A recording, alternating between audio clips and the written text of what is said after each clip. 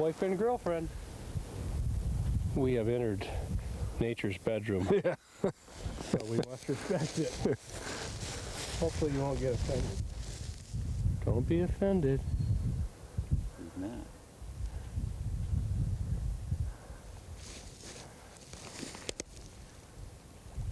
Goodbye. Kirk Gibson played for years on the national stage, but he's happiest away from the crowds and alone with nature. There's a lot of lessons out here. It's peaceful, there's no interruptions, and you know, you don't have to, you're not under any deadlines.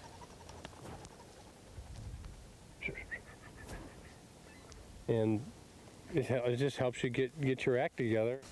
Gibson's passion for the outdoors matches the desire to win that drove him during a 17-year Major League Baseball career. We walked a portion of the 1,500 acres he owns in northern Lower Michigan, and Gibson expressed his concerns over the quality of our air and water. He's willing to speak out about the rights of those who hunt and fish and about the need to preserve our natural resources.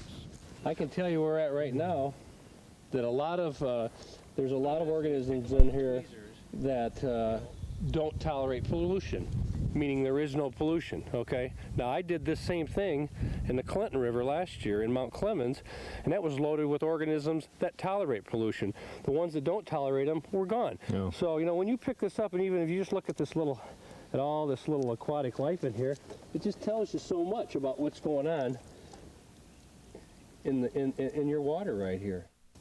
Somebody's got to make people aware. That's why it's so important to me, and I'm gaining a better understanding by being around, you know, people who are schooled in it and trained and experts and wildlife biologists, etc.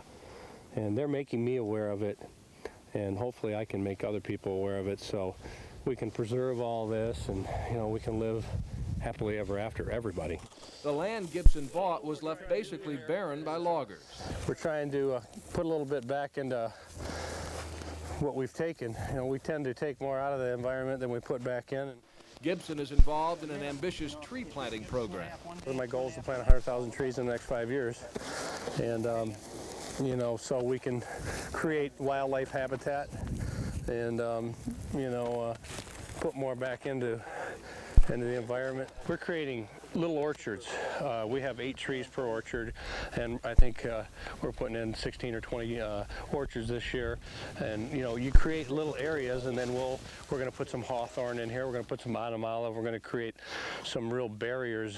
You know, the predation is big in nature, and so you know, not only besides the food source, we're trying to create places where you know certain species can hide and come have a meal and you know, have a chance for survival.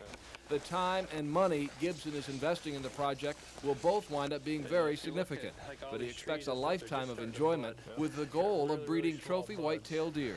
I want people to be more aware. It's not all about killing. You know, people put food on our table. If you go out here in nature and watch, you want to see some cruel things. It's very cruel. I mean, you go out here and watch what coyotes do to fawns in the spring. You can go out here, look what a hawk, you see the eagles circling for fish. You know, that's the food chain. That's the way the big guy created. That's the way it's supposed to be. The beauty, the solitude, it's part of the appeal for Kirk Gibson. Check him out. Yeah. Tell me that doesn't look like a 747. You're going to eat some worms. The sandhill crane already finds Gibson's spread inviting, and in the years to come, other wildlife will also come calling, and that's just the way he wants it.